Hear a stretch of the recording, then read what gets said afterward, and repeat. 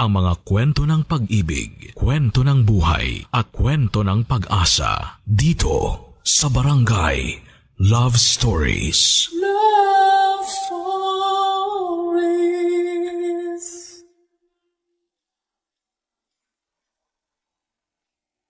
Maraming pagsubok sa buhay ng tao.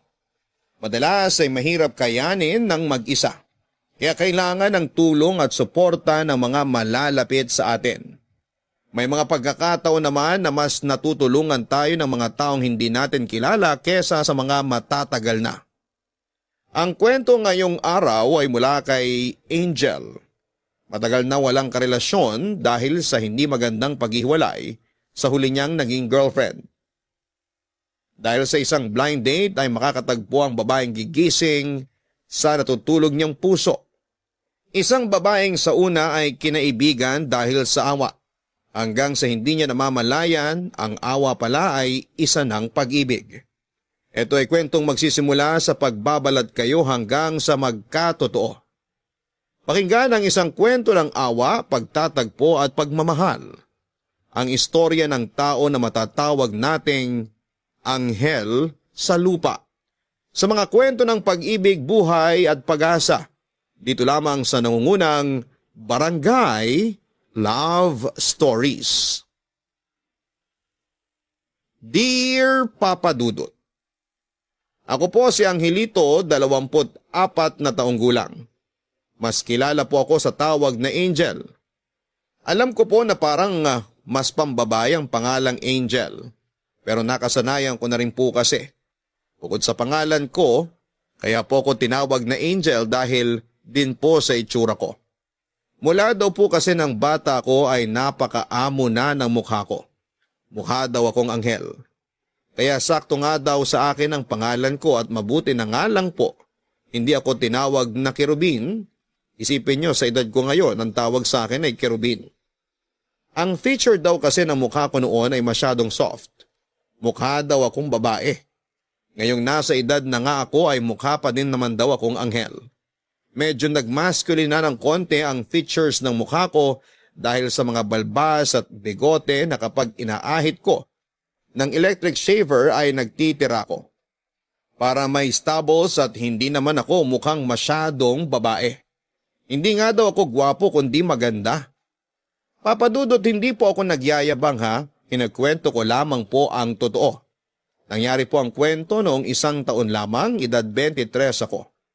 Papadudot, may kaibigan po akong bading, siya po ay si Varla. Pero hindi po ako bading at wala din naman po akong pakialam kung bading o hindi ang kaibigan ko. Ang importante ay kaibigan ko siya. Wala din akong girlfriend noon at ilang taon na rin akong parang hindi pa nakaka-move on sa huling breakup ko. Kaya hindi pa siguro handa ang puso ko para sa bagong pag-ibig. Hayaan yung simulan ko ang kwento noong 1 taon na magpasya akong makipag-date. Hindi po basta-basta date kundi blind date at napagkasunduan namin na magkita sa isang parke. Dahil may trabaho daw po siya hanggang alas 10 ng gabi ay magkita na lamang daw po kami ng alas 11. Wala naman pong problema kasi alas 2 pa naman magsasara yung parke. Kaya maliwanag pa sa paligid maliban sa ilang pwesto na walang ilaw. Kabado po ako. Kasi nga po ay blind date kaya hindi namin alam ang itsura ng isa't isa. Ang mangyayari daw po ay magte-text siya sa akin. Opo, text po at hindi sa social media. Kaya wala po talaga kaming picture para sa mga ideya namin sa itsura ng katatagpuin. Maaga po akong dumating, alas 10 pa lamang po ay andun ako. Ayoko kasing malate at mahirap na kasing magtiwala sa traffic. Maayos naman ang pakiramdam ko nang umalis ako ng bahay.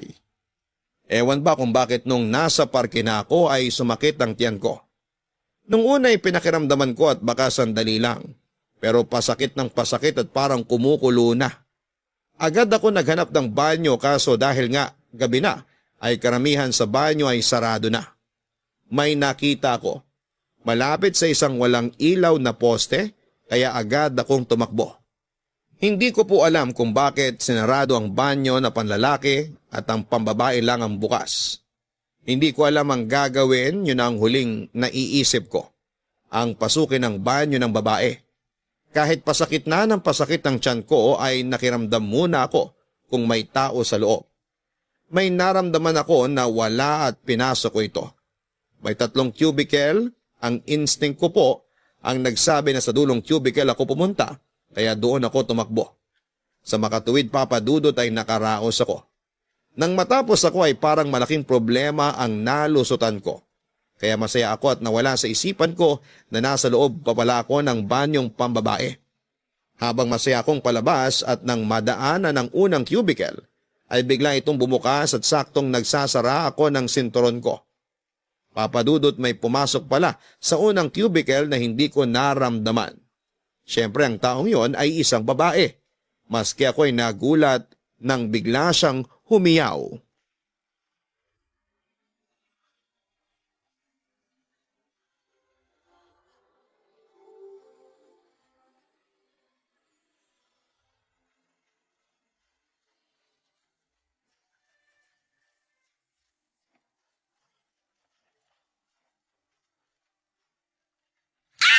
Hoy, kaloka ka, te! Natutulog na yung mga pusa! Bakit ka nandito? Ha? Eh, magtatanim ako ng gulay. Kaloka ka. Eh di nag-CR.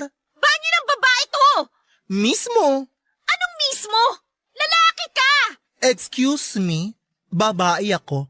Anong ibig mong sabihin? Pareho lang tayo. Ay naku, te ha, mali ang ginagawa mo. Dinidiscriminate mo ako. Bading ka? Ay, bakit? Ikaw din? Bruha ka? Talbog sa'yo. Apir! What? Ang luma ah. Apir talaga naisip mo, te? O ano bang tama? A kiss dapat. Che, hindi pa nga kita kilala eh. My name is Angel, pero wala akong pakpak. Ang meron ako ay intelligence. Kaloka ka, anong ginawa mo dyan sa loob? Ay, wapakels, te. Ikaw nga, di ko tinanong eh. Umihi ako, ikaw? Naloka ako sa tanong mo, di umihi rin. Nakaupo? Hindi, nakahiga. Nakakatawa ka. Alam mo, gusto kita. Ay, gusto agad? Bruha, ibig kong sabihin maging friend. Bakit? Wala kang friend? Lo? Uy, sorry. May nasabi ba ako masama? Ha? Okay ka lang? Ha? Oo. Di nga, may nasabi ba ako masama? Wala naman. Chusera ka, te. Kitang nagbago yung itsura mo eh. Nagbago? Paanong nagbago? Ayan oh. Tinubuan ka ng pangil at parang maghihiwalay ang katawan mo. Ano? Funny ka pala. Faniwalain. Alam mo, nakakainis ka pala. Eto naman, of course, biro lang yun. Ano ba kasi nangyari sa'yo? Eh kasi medyo tama ang sinabi mo. Iilan o halos wala na akong kaibigan. Naku, teka, sandali, pag-usapan natin yan. Pero bago yon, ano muna name song mo? Name song? Name! Pangalan ko. Okay. Ako si Bituin, pero star ang tawag sa akin. Taray ng star, ha? O siya, edi star ka. Ayan, magkakilala na tayo ng formal, kaya close na tayo. O, may friend ka na, ha? Salamat. Uy, sandali, ano to? Naiiyak ka ba? Hindi We, iiyak ka na eh. Alam mo, ilabas mo yan. Ako nga, nilabas ko na eh. Ha? Ang galin. Wala. Ang gusto ko lang sabihin, inilabas ko na, kaya ilabas mo na rin yan. Saka na. Saka na. Hello? Baka hindi na tayo uli magkita. Bakit naman? Multo ka ba? Eh, paano ko? Hoy, wag mo nga akong tinatakot ha. Jumping to conclusions ka, te. Asumera ka ba? Ang sasabihin ko, paano kung hindi ako multo, matatakot ka rin ba? Yon. Mukha ka namang mabait. Talaga? Paano mo na-say? Sa itsura mo. Parang ang bait-bait ng itsura mo. Looks can be deceiving, te. May iba dyan maganda ang mukis, pero pagkapangit-pangit ng ugali. Alam mo, may punto ka. Ay, naku, sandali. Baka hinahanap na ako ng boyfriend ko. Sige ha, bye. Mwah! Ay, ano yun? Ninakawan mo ako ng halik? Nakaw agad? Hindi ba pwedeng hiniram lang? Naku, diyan ka na nga. Kailangan ko na umalis. Bye ulit! Papa Dudut, nakalusot ang palusot ko na bading ako. Yun na kasi ang pinakamabilis na naisip ko para huwag lamang akong maiskandalo. Kung sasabihin ko na emergency kaya ako napasok sa CR na yon, ay mahaba pang usapan. Pero kabang-kaba po ako dahil malaking iskandalo kung sakaling nagsisigaw ang babaeng yon. Kasi pwedeng isipin na may balak talaga akong masama sa kung sino mang babaeng papasok doon. Mabuti na lamang at best friend ko ay bading. Kaya siyang naging batayan ko sa pag-arte kong bading. Ang babae nga po pala ay si Star, 21 years old lang po siya. Maganda siya kasi may kabaduyang magdamit. Hindi ko naman sa pinipintasan siya pero baduy po talaga siya. Anyway, umalis po si Star na parang wala lang. Sa totoo lang ay parang masaya pa nga siya sa pag-alis niya. Ako naman si kabado at biglang natakot nang maalalang nasa loob pa din pala ako ng banyo ng babae. Napatakbo ako palabas at sa labas na ako humingal na parang 5 metro ang tinakbo ko. Papadudot natatakot ako na baka makita uli ako ni Star. Pero hindi naman po ako pwedeng umalis kasi nga po ay may kausap ako na kailangan kong i-meet. Pero alas 11 na ay wala pa din siyang mensahe sa akin. Kung nasaan na ba siya? Kung nandun na ba siya sa parke? Kaya sabi ko ay magpapalipas na muna ako at mag-iikot. Pero hindi ko alam kung saang direksyon pumunta si Star para maiwasan ko. Nagbaka sakali na lamang ako sa papuntang kanan. Napakaswerte ko po ata ng gabing yon kasi kung saan ako napunta ay makakasalubong ko pa si Star. May kasama po siyang lalaki kaya mas kinabahan ako. Baka kasi pinasakay niya lamang pala ako na kunwari ay naniniwala siya sa akin. Pero ang totoo pala ay tinawag niya lamang yung boyfriend niya para ipagulpi ako. Kaya dali-dali po akong nagtago sa isang puno. Kaya pilit ko na lamang pinagkasyang sarili ko para makapagtago kila Star. Kung hindi ba naman talaga mamalasin kung saan ako nagtago ay doon pa sila naupo sa bench na katabi lang ng puno. Kaya kahit na hindi nila ako kita ay dinig na dinig ko naman ang usapan nila. Upo muna tayo. Upo, ang tagal mo sa banyo, hindi pa ba sapat yung tagal ng pag-upo mo doon? Mahal naman. Siya, maupo na para makauwi na tayo maya-maya. Salamat, mahal ha. Saan naman? Sa pagpasyal sa akin dito. Oo naman. Dito lang naman kita pwedeng ipasyal at dapat ganito na kagabi. Hindi kita maintindihan. Hindi kita pwedeng ipasyal ng umaga at maraming tao. Bakit naman? Tignan mo nga yung itsura mo. Ha? Bakit? Anong bakit? Hindi mo ba nakikita sa salamin ng sarili mo? O wala kayong salamin? Mahal naman. Seryoso ako. Ano bang mali? Lahat. Ha? Takang-taka ka? Kasi hindi kita maintindihan eh. Ewan ko sa'yo. Kaya hindi mo maayos ang sarili mo kasi hindi mo naiintindihan. Alam mo, naguguluhan ako. Naku, sinabi ko na sa'yo yan nung namasyal tayo dito nung 1 buwan. Ulitin ko na naman. Nag-ayos naman ako ah. Nag-ayos? Nag-ayos ka na yan? Walang pinagkaiba sa itsura mo sa bahay nyo. Ano bang sinasabi mo? Para ako nakapambahay? Try mo sagutin yung tanong mo. Mahal naman. Anong mahal naman? Medyo masakit na yung biro mo eh. Una, hindi biro yon. Pangalawa, masakit talaga pag totoo. Mahal, nagpipilit naman ako na mag-ayos. Sabihin na natin nag-ayos ka.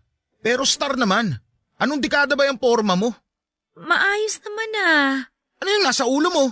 Headband. Malaking headband na may malaking bulaklak at may mga paru-paro pa. Ano ka, flower base? Mahal naman eh. Yan damit mo. O bakit? Ano ba yan? Blusa o duster? Hindi naman ganito ang tela ng duster. Oo, pero ganyan ang print. Sobra ka naman. Yan palda mo. Saan ukay-ukay mo ba nabili? Parang lumang uniforme ng mga sales lady ng isang mall. Pinatahi ko kaya to. Ilong-ilong siguro ng tahi niyan. Tapos yung sapatos mo. Ano ba yan? Kung fu shoes na may takong? Tapos kulay mustard? Wala man lang binagayang kulay sa suot mo. Mas komportable kasi ako dito pag naglalakad. Pero hindi nakakakomportable sa kasama mo. Ikaw naman ang kasama ko eh. Yun na nga. Ayaw mo ba ng suot ko? Ha? Sa dami ng sinabi ko. Teka, i-edit ko ha. Sa dami ng pangit na sinabi ko, itatanong mo sa akin kung ayaw ko ba ang suot mo? Ang importante naman magkasama tayo, di ba? Mas importante sa akin ang kahihiyan ko. Ano naman ang nakakahiya? Sadista ka ba? Parang gustong-gusto mo yung nasasaktan ka eh. Salita lang naman yun. Aabot pa ba tayo sa pisikal? O bakit mo naman gagawin yun? Dahil sa inis. Kasi ang hirap mong umintindi. Ang hirap mong kausap. Mahal, baka naman pwedeng i-enjoy na lang natin ng gabi. Paano? Ay, sa susunod pag hindi pa din maayos ang suot mo kahit gabi pa, huwag na tayong lumabas. Pasensya ka na, mahal, ha? Sandali nga. Nauhaw ako sa kakadaldal. Bibili lang ako ng maiinom.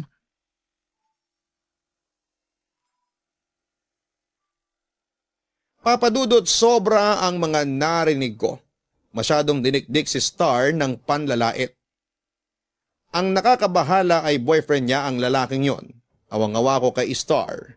At hindi ko din alam kung bibilib ba ako sa kanya dahil sa haba ng pasensya niya.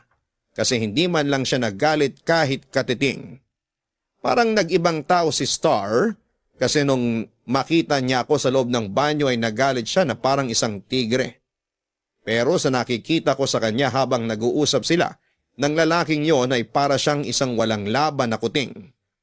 Isang kuting na takot na nakayuko na lamang sa isang gilid. Omel pala ang pangalan ng hambog na lalaking yon. Base sa itsura niya ay mukhang mas matanda siya kay Star ng ilang taon. Sa edad niyang yon ay mas dapat na naiintindihan niya si Star. Unang-una ay bakit hindi niya tinutulungan kung ayaw niyang manamit si Star. Ang dali lang namang magtawag ng kakilala na makakatulong na magturo kay Star para matutong manamit. Pero hinahayaan niya na gano'n ang itsura ni Star. Iniisip ko na kaya siguro niya hinahayaang gano'n ay para malait niya si Star. Kasi parang nag-i-enjoy siyang pahiyain si Star sa sarili niya. Hindi naman alam ni Star na nandun ako. Hindi niya alam na nakikita at naririnig ko sila. Kapag nilalait siya nung Omel na yon ay napapatingin sa paligid si Star. Hindi ko alam kung naghahanap ba siya ng sasagip sa kanya o dahil baka nga naman may nakakarinig sa sinasabi sa kanya at nakakahiya. Pero sigurado naman na kung sinong matino ang makakadinig sa panlalait kay Star ay pareho ko ang mararamdaman. Ang maawa kay Star at ang magalit doon sa Omel na yon. Papadudot kahit naaawa ko kay Star ay ayoko madamay sa nangyayari sa kanila. Isa pa po ay may takot pa din ako na malaman ni Star na hindi talaga ako bading, kawawa naman siya. May problema na bibigyan ko pa ng bago. Pero nung palis na ako ay nakita kong tahimik pero lumuluha si Star, Papadudot. Parang dinukot yung puso ko at dinurog dahil sa awa ko nang makita ko ang itsura ni Star. Habang naaawa ako kay Star ay lalo namang tumaas ang gigil ko sa lalaking yon. Ang tagal kong nanigas sa kinakatayuan ko dahil sa magkahalong awa at galit. Hanggang sa mahimasmasan ako at dinesisyon lapitan na si Star para kausapin kahit sandali. Makatulong man lang sana ako na mabawasan yung nararamdaman niyang sakit. Pero bago ko siya nilapitan ay inisip ko kung lalapit ba ako sa kanya bilang ako o ang alter ego ko. Ayokong madagdagan ng sama ng loob ni Star. Kaya minabuti kong magbading-badingan muli, Papadudot. Star! Uy, Angel!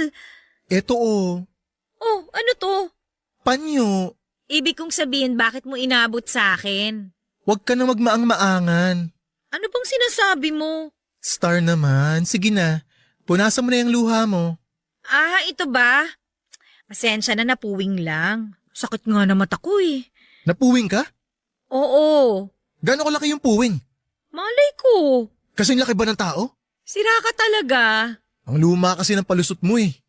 Huwag ka na magmaang-maangan. Ano bang sinasabi mo dyan? Nakita at nadinig ko lahat. Lahat? Oo, yung panlalait sa'yo ng hunghang na yun. Uy, wag kang ganyan. Boyfriend ko yun. Kita mo na? E di umamin ka rin. Wala naman ako sinasabi kung sino yung tinutukoy ko eh. Uy, nasaktan ka ba sa sinabi ko? Sorry, huwag ka na magalit. Bakit ka ganyan? Sorry, hindi ko sinasadya yung mga nasabi ko. Hindi. Hindi yung mga sinabi mo. Eh, anong tinutukoy mo? Yang pananalita mo, parang iba. Ha?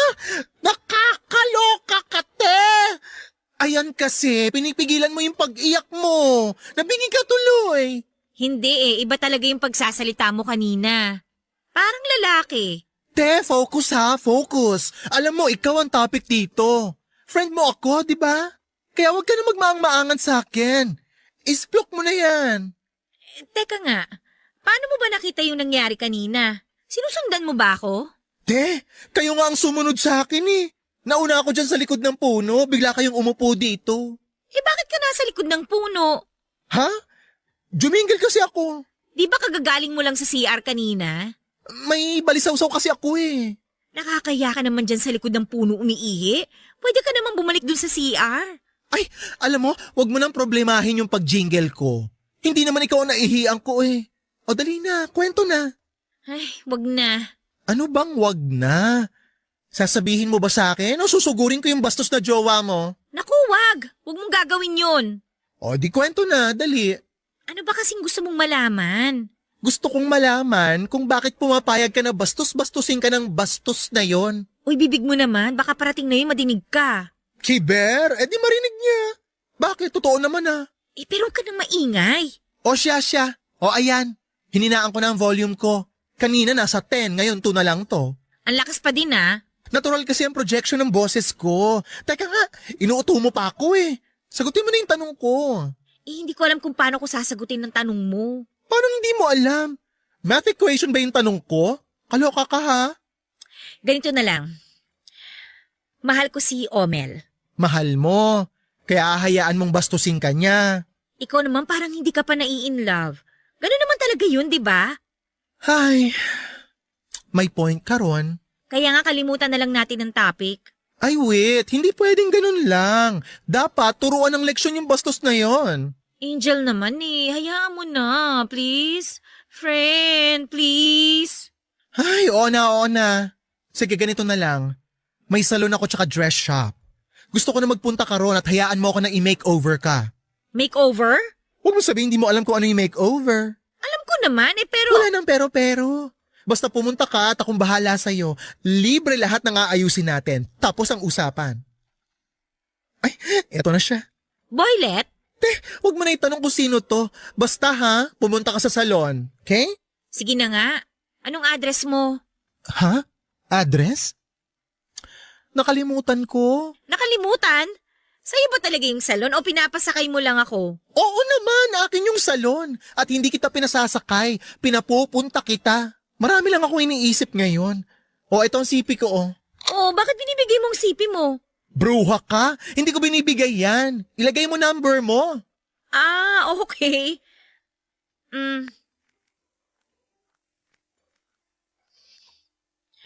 Oh, ayan. Sige, text ko sa'yo yung address, ha? O paano? Alis na ako. Babush! Sige, ingat ka ah.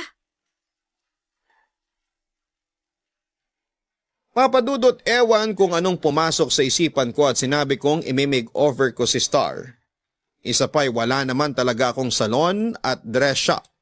Pero ang best friend kong si Varla ay meron. Kaya kakailanganin ko ang tulong niya. Unang-una ay ang malaman sa kanyang eksaktong address ng salon para ma-text ko kay Star. Pero bago ko pa ituloy ang kwento ay sasabihin ko din po na niloko lang po pala ako ng ka-blind date ko. Parang pinaglaruan lamang ako. Nung sinabi niyang nandun na siya sa park ay hinanap ko siya doon sa lugar na sinasabi niya. Nung nandun na ako ay wala naman siya kaya nag-message uli ako kung nasaan na siya. Bigla ba namang sinabing umalis siya dahil may emergency. Kahit nakakabwisit ay hindi na lamang ako nagalit. Mas namamayani kasi yung stress ko kung paano ang gagawin ko sa pangako ko kay Star. Agad kong kinausap si Varla at sinabi ang problema ko. Dahil mahal ako ng kaibigan ko ay hindi ito nagdamot at ipahiram sa akin ang salon niya. Sabi ko kung pwedeng walang ibang tao para hindi ako mahirapan na baka mahuli ni Star na hindi pala ako bading. Miyerkules ang day off ng lahat. Sarado ang salon sa araw na yon. Kaya araw ng Miyerkules ko pinapunta si Star.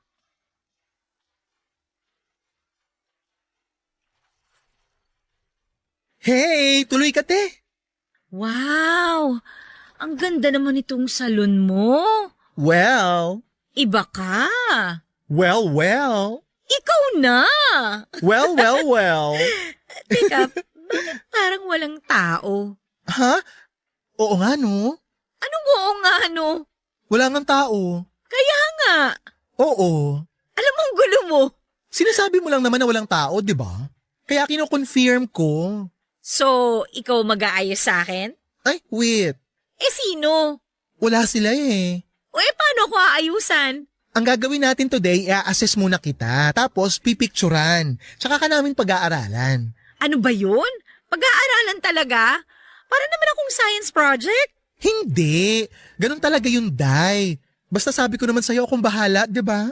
Okay, sige. You trust me naman, di ba? Oo. So kung ganon, quiet ka na lang dyan and let me do the thinking. Sige na nga. Actually, may mga katalog dito. Pwede na tayong mamili ng mga bagay na buhok sa'yo.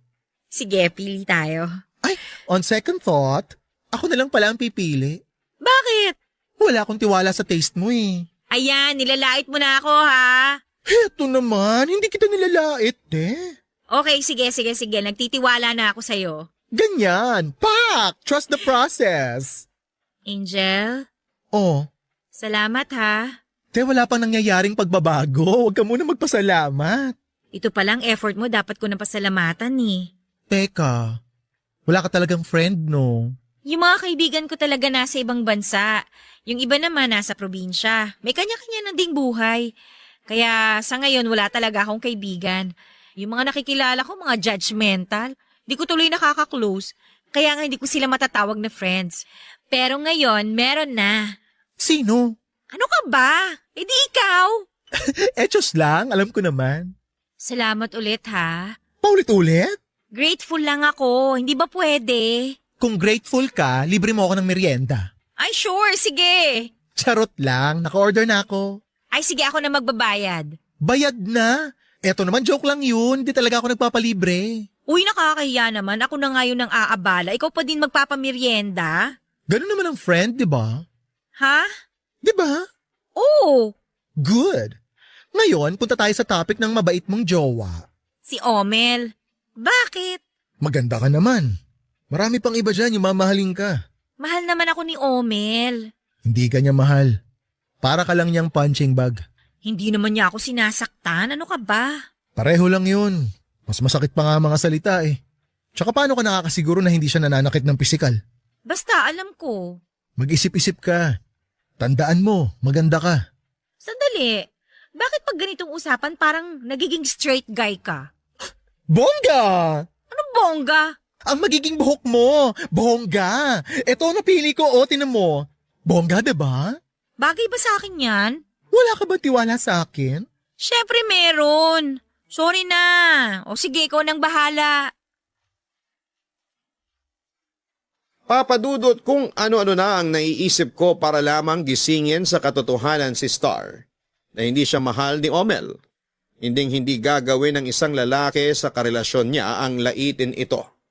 Maaari namang magbigay ng komento pero yung halos ibao na siya sa lupa dahil sa panlalait ng lalaking yon ay napakamali na. Wala siyang respeto kay Star. Ewan ko ba kung bakit masyado na ata akong na-attach sa problema ni Star. Kasi kung nandun lang talaga kayo ay maaawa kayo kay Star. Kaya ewan kung bakit naging misyon ko ang gawin ng lahat para mapahiya ang lalaking yon. Ang tanging naisip ko ay kapag nakita niyang iba na si Star. Gagawin ko talaga ang lahat na pwede kong gawin para matulungan si Star. Siyempre sa tulong ng kaibigan kong si Varla dahil wala naman din akong alam sa pag-aayos. Hindi ko man mapabago ang isipan niya. Nahiwalayan na si Omel ay magising ko man lang siya na hindi siya ang babaeng minamaliit ni Omel. Ang magising siya na importante siya. May halaga, mahirap talagang kumbinsin si Star kasi ang rason niya kung bakit hindi niya kayang iwan basta-basta si Omel ay ito daw ang sumalo sa kanya ng mga panahon na mag-isa lamang siya. Wala na siyang matakbuhan at sobrang lungkot na niya. Kaya nang dumating si Omel ay buong-buo niyang ibinigay ang tiwala dito at pagmamahal niya. Papadudot malakas ang loob ko na maging diretso kay Star sa lahat ng gusto kong sabihin. Malakas ang loob ko kasi nga po ay may mas matapang akong katauhan na ginagamit at yon ay ang pagpapanggap ko na bading. Tanggap naman ni Star ang pagkaprangka ko pero sa totoong buhay ay hindi ko po kayang maging diretsyo sa kahit na sino. Kasi natatakot ako na may masaktan ako.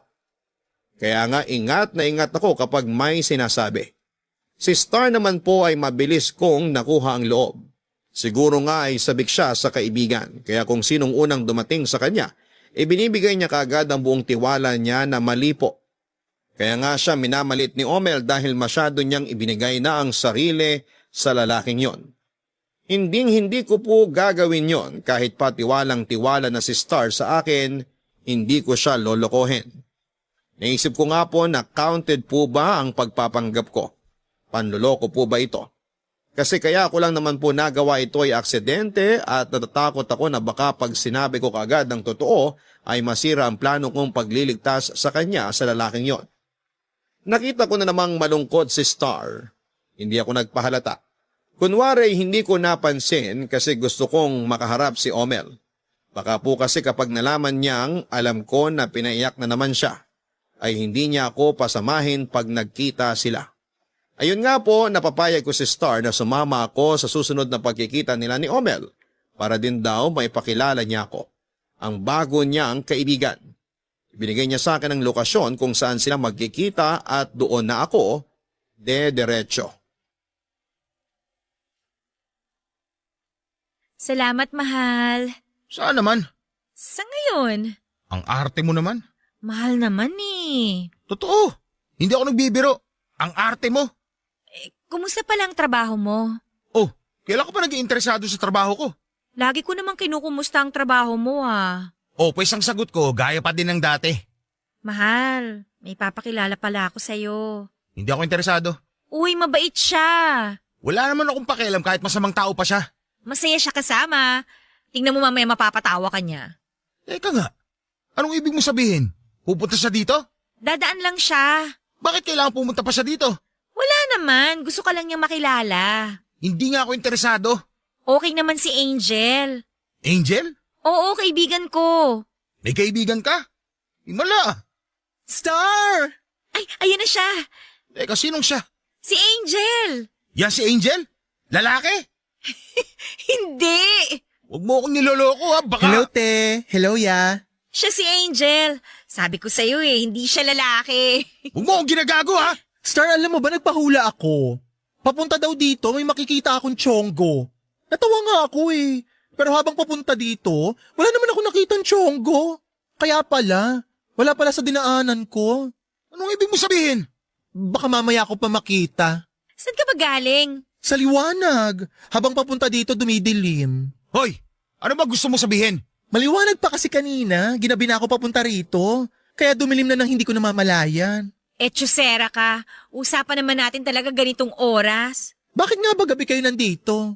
Akala ko ba may ka-date ka? Meron nga, si Omel. Nagde-date kayo? Bakit dito sa park ng ganitong oras? Wala, nakasanayan lang namin. Ano bang pakialam mo kung anong oras at kung saan namin gusto mag-date? Init ulo ya? May pinagdadaanan? Ikaw! Kumusang biyahe, Angel? Sandali! Mahal. Anong mahal? Pwede ba isara mo yung bunganga mo? Yan, taas ng boses. Baka palabasin tayo dito sa park. Wala akong pakialam at wala kang pakialam sa akin. Okay. Hi, Blood. Angel, bili ka ng maiinom. Huwag kang sumabat. Kinakausap ko yung baklang yan. Makabakla ka naman. Ikaw ba sinabihan kita ng... Nang ano? ng macho? Ilayo mo sa akin yung baklang yan ha? Angel, halika muna doon. Papadudot parang bulkan na sasabog si Omel dahil sa galit sa akin. Sa loob ko naman ay tawa ko ng tawa kasi nabwisit ko siya. Tagumpay ako sa part na yon, nilayo ako ni Star kay Omel at pinakiusapan na umalis na lamang. Hindi naman galit sa akin si Star kasi tinanong pa niya ako kung kailan kami magkikita para sa makeover niya. Dahil doon ay lalo ako nagmadali na gawin na sa lalong madaling panahon ang pag-aayos kay Star. Masaya ako dahil sa nabwisit ko si Omel pero bigla akong nag-alala na baka si Star naman ang pag-initan niya. Ramdam siguro ni Star ang iniisip ko kaya siya na ang nagsabi na huwag mag-alala sa kanya. Sanay na raw siya at kaya niyang pakalmahin si Omel. Napamadali akong paalisin ni Star nang sumigaw si Omel. Tinatawag si Star dahil doon ay nagkunwari akong aalis na. Pero lihim akong bumalik at gaya ng dati ay nagtago ako para bantayan si Star at baka kung ano ang gawin sa kanya ni Omel. Wala talaga akong tiwala doon. Parang kulang na lamang kasi sa kanya ay sungay. Mula sa kinakalagyan ko, bagamat medyo malayo sa kanila ay dinig ko pa rin ang usapan nila. Dahil medyo malakas din naman ang boses ni Omel.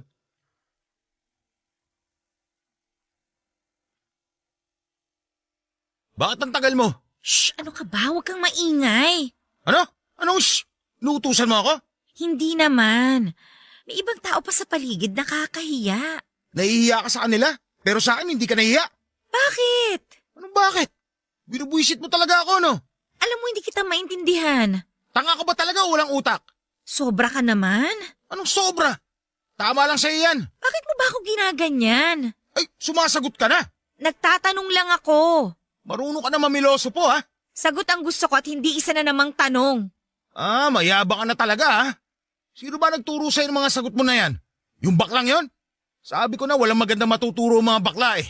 Hindi ako nagsasalita kapag ako ang minamaliit mo. Pero wag ka namang ganyan sa kaibigan ko. Hindi ka ganyan dati. Pero mula na makilala mo yung baklang yun, ganyan ka na. Ganun naman kasi mga bakla. Mahilig makipag-away, mahilig gumawa ng gulo. Saan ba nang galing yan? Walang ginagawa sa'yo yung tao. At saka porke bading palaaway na. Mali naman yata yung ganyang pag-iisip. Magaling ka na magdahilan, ha? Kahit mali, lalaban mo talaga, ha? Sinasabi ko lang naman ang totoo. Pwede ba wag na nating pag-usapan to? Wag na nating sirain tong gabi na to. Anong huwag sirain? Nung dumating yung baklang yun, wasak na ang gabing ito. Tama na, wag na nating pag-usapan yan. Ngayon, dinidiktahan mo na ako anong dapat at hindi dapat pag-usapan? Omel naman. Uminahon ka nga. Umalis na si Angel, oh. Angel, demonyo yung baklang yun. Tama na please, Omel. Eh kung ikaw patahimikin ko dyan, Omel, ayoko nang makitang kasama mo yung baklang yun, ha? kaibigan ko siya. Naniniwala ka talaga na kaibigan mo siya? Ilan ka pa ba nagkaroon ng kaibigan? Hindi ba ako pwede magkaroon ng kaibigan? Hindi. Kung magkakaroon ka man ng kaibigan, ako ang pipili. Ano ba naman yan? Sige na. Ano? Oo. Anong oo? Kung anong gusto mo, sige na. Mabuting alam mo ang tama. Natapon? Uy, ano ba? Natapunan mo ako ng tubig. Tanga-tanga ka. Sorry. Angel! Hayop ka talagang bakla ka. Bakit nandito ka pa? Ay bakit? Pag-aari ang park? Akala ko umalis ka na. May binili ako at dyan ako lalabas sa kabila. Sige na, umalis ka na. Sira ang ulo ka talagang bakla ka, no? Oo, I guess sira nga ang ulo ko. Mind you, hindi ako nag-iisa sa lugar na ito. Angel, sige na, umalis ka na. Okay. O bakit hindi ka pa umaalis? Nambubuisit ka talaga eh. Excuse me, hindi ako ang buwisit dito. Ano sabi mo? Buwisit din yung pinagbilhan ko ng tubig. Ang mahal eh. Oh, akala mo ikaw yung sinasabi kong buwisit, no? Normal ka talagang bakla ka. Wag! Ay, subukan mo lang idikit kahit daliri mo sa makinis kong kutis. Nakita mo na, Star? Yung mga baklang yan, palagawa ng gulo. Talaga ba? Kung palagawa ng gulo ang mga bakla, di bakla ka. Hayop ka talaga. Omel! Tama na! Angel, umalis ka na! Sige na! Mabuti pa nga. Ang pangit na nakikita ko rito eh. Babu!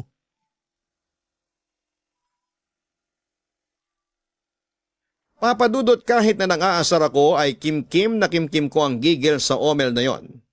Alagad ata siya ng dyablo. Napakasama talaga ng ugali.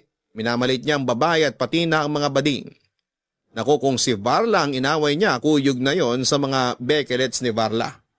Bekelets ang tawag ni Varla sa mga anak-anakan niyang bading. Mabait si Varla at maraming tinutulungan kasama na doon ang mga bekelets niya.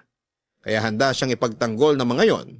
Kaya kung nakita ni Varla na inaapi ako noong Omel na yon ay sigurado na ipagtatanggol niya ako at mas sigurado na nasa likod niya lahat ng bekelets niya. Kung galit na galit ako kay Omel, ay mas galit na galit siya sa akin. Madalas talaga, mas nakakahiwa ang salita kesa sa kutsilyo. Pinilit ako na umalis ni Star para mailigtas niya ako sa muntik ng pananakit ni Omel. Nakita ko din na hinila na ni Star si Omel palayo.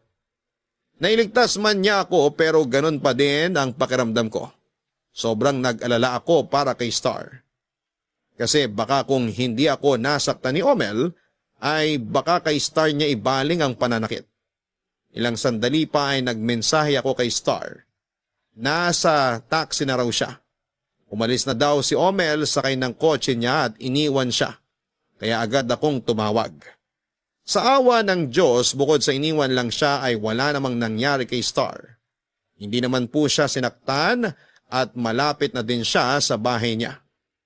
Pero ganun pa man ay hindi pa din talaga nagalit si Star sa akin.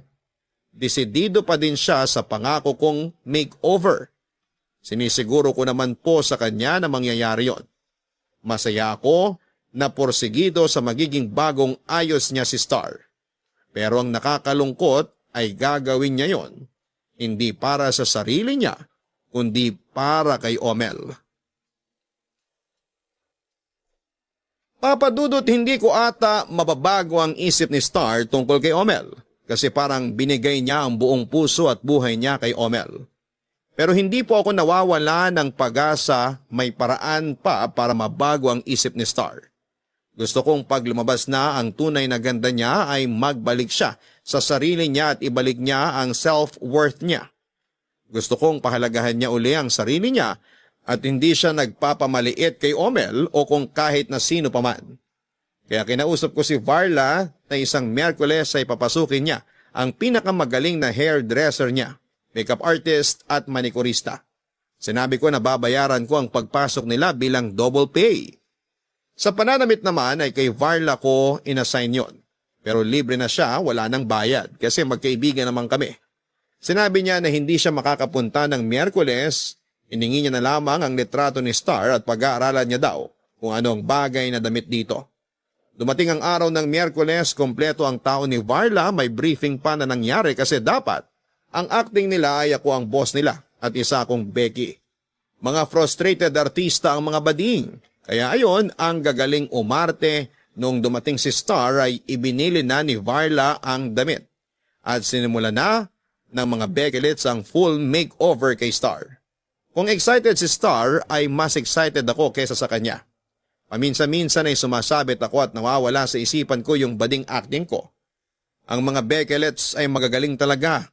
Uma-acting para mahimasmasan ako at maalalang Becky din ako. Hanggang sa natapos ang pag-aayos. Noong makita kong okay ay nagpaalam na ang tatlo at may rampa pa daw sila. Tuwang-tuwa sa kaliwaang TF na ibinigay ko. Habang nagpapasweldo ako ay nagbihis na rin si Star. Ilang beses pa ay lumabas si Star sa kwarto at gulat na gulat ako dahil sobrang hindi lang nagibang itsura niya. Ay lumabas pa talaga ang totoo niyang ganda. Lalo pa siyang gumanda dahil kitang-kita sa mukha niya ang saya. Ang tagal bago kami nakapagsalitang pareho. Kaya sabi ko ay mag-celebrate kami kaya niyaya ko siyang kumain sa isang restaurant.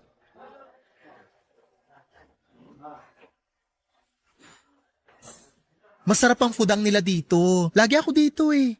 Uy, salamat ha. Ano ba? Hindi pa nga tayo kumakain, nagpapasalamat ka na. Hindi doon. Eh saan? Ikaw naman nagmamaang-maangan pa. Alam mo naman ang sinasabi ko. Deserve mo yan. Salamat. Magaganda yung mga suggestion na damit ni Varla, no? Sino si Varla? Ha? Siya yung stylist ko sa dress shop. Wala siya kanina. Oo, wala. May lakad kasi siya eh. Ay, teka. Kanina pa ako nagtatanong kung magkano yung service at saka yung 5 pares ng damit. Sabi ko nga hindi ako maniningil, diba? Pero parang nagbayad ka na. Kasi yung ngiti mo pa lang, sobra pa sa bayad yan. Wow, ang sweet naman. Parang boyfriend ang atake mo ah. Ha? Deserve mo naman kasi talaga, Day. Kung hindi ka lang bading, ang daming magkakakasyayo na babae. Well, pwede naman sila magkakasyayo kahit na bading ka. Ang ibig kong sabihin, kung hindi ka bading, baka ang dami mong girlfriend. Hoy, stick to one ako. Ha? Boyfriend. Stick to one boyfriend. Sana all. Ay bakit? May iba din si Omel? Naku, wala. Para sa iba yung sinasabi kong sana all. Stick to one din si Omel, no? Ikaw kasi.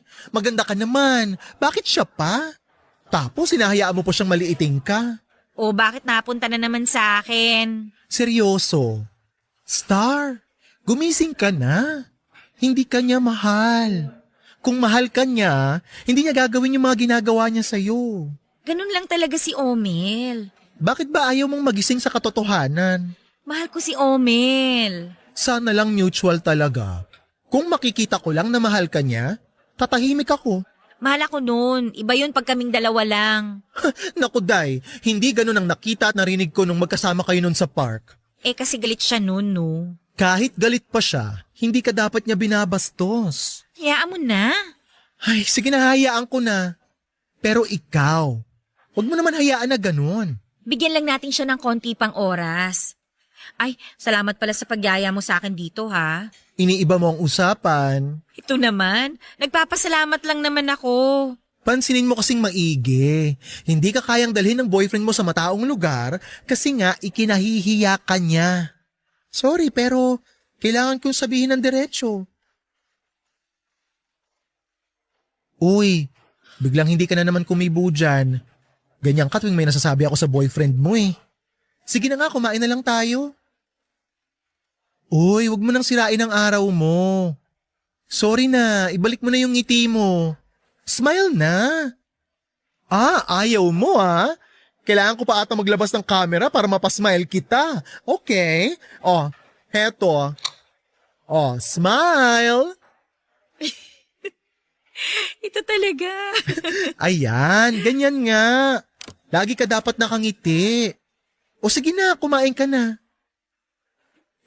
Tikman mo yung beef salpikaw nila. Masarap yan. Best sell. Hoy, anong best sell? Ano ba nangyari sa'yo? Relax ka lang, Star, ha? Sa likod mo may kalalabas lang dun sa VIP section ng resto na to. Ha? Sino? Huwag ka munang lumingon. Bakit nandito si Omel? Tsaka, sino yung kayakap niya? Teka lang, Star, huminahon ka. Hayaan mo na muna sila makalabas, ha? Ayan, nakalabas na sila. Kumusta? Okay ka lang? May kayakap na iba yung boyfriend ko. Paano ako magiging okay? Exactly! Sana naman ngayon magising ka na. Sandali, pabalik na si Omel. Pumasok ulit siya sa VIP section. Mabuti, pupuntahan ko siya. Naku, wag! Sandali lang, wag mo siya pupuntahan! Hindi, kailangan ko siya makausap ngayon.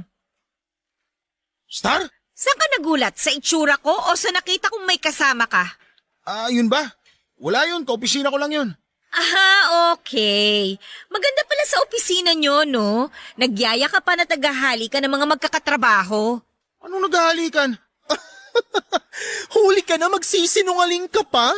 Kung ayaw mong maniwala na nakita ka namin, baka gusto mo panoorin pa natin sa mga CCTV dito. Huwag kang sumabat dyan, bakla ka. Ikaw ang wag sumabat!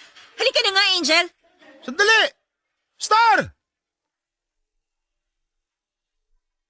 Papadudot, umaayon ata sa akin ang pagkakataon kasi napakaswerteng sa dinami-dami ng restaurant ay doon pa talaga namin nahuli si Omel sa paborito kong restaurant. Habang papalayo kami ni Star, ngiting victory ako. Sa wakas ay nagising na sa katotohanan si Star. Sa wakas ay nakita na niya ang tunay na kulay ni Omel at yon ay ang kulay itim. Alam kong lungkot na lungkot at masama ang loob ni Star pero hindi ko mapigilang magsaya sa loob ko. Dadamayan ko pa siya pero ninanamnam ko lang po muna ang ngiti ng tagumpay. Nang ma-enjoy ko na ang saya ay kinausap ko na si Star, Papadudot. Habang umiiyak siya na nakasandal sa balikat ko ay hindi ko alam kung bakit iba ang nararamdaman ko. Papadudot, dediretsuhin ko na kayo. Nakumpirma ko kung bakit ganon ang nararamdaman ko dati pa. Mahal ko pala si Star. Masyado lang pong maraming nangyayari kaya hindi ko kagad nalaman ang totoong nararamdaman ko. Dahil doon ay nawala ang saya ko. Mas naramdaman ko ang sakit na dinadala niya. Lumipas ang ilang araw ay lalo ko siyang minamahal. Pero wala pa akong lakas ng loob. Kasi hindi ko din alam kung paano sasabihin sa kanya na hindi ako isang bading. Mas mahirap yatang sabihin na biglang mahal ko na siya. Gulong-gulo na ako pero hindi ako nawawala ng pag-asa na masasabi ko ang lahat ng tunay ko na nararamdaman para sa kanya.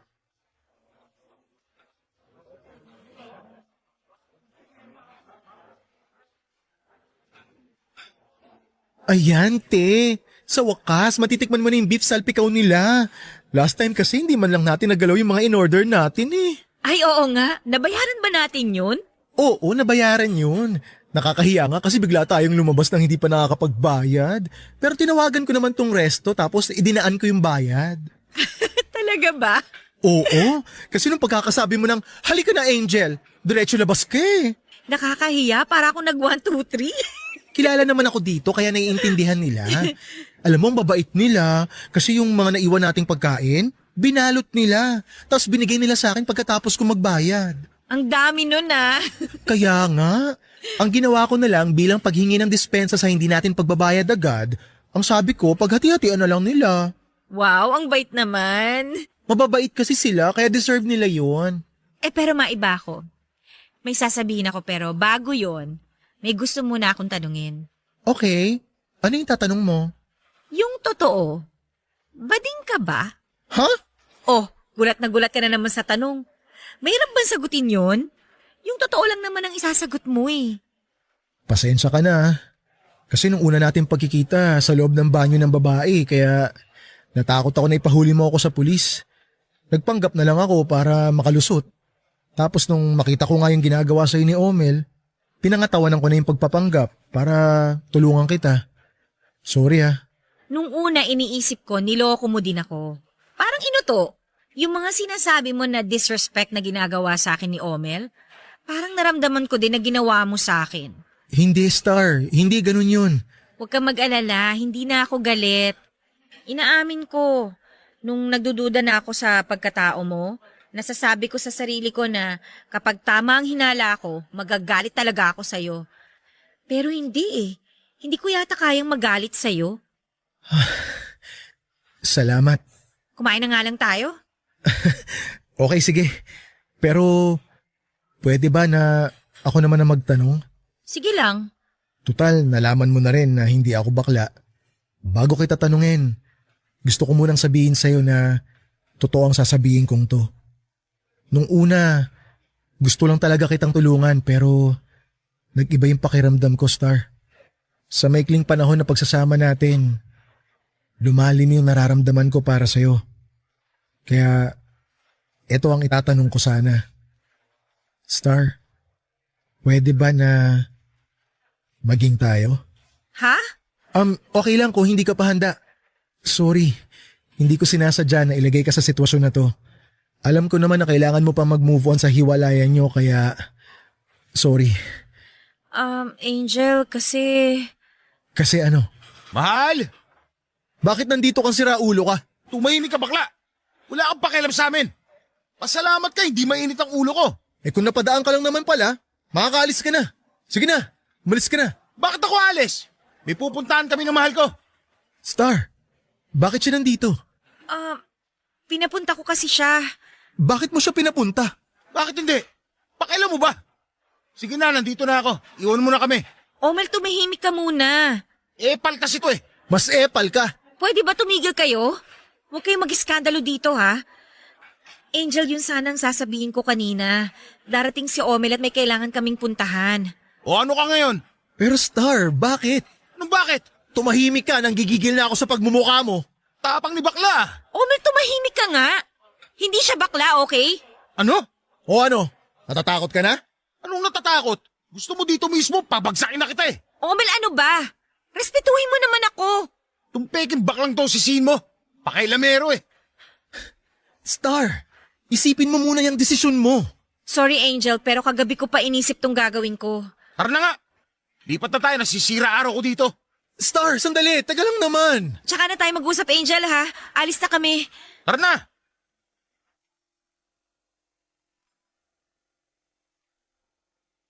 Papadudot para akong binuhusan ng malamig na tubig. Masyado kong natuwa at umasa pero mali pala.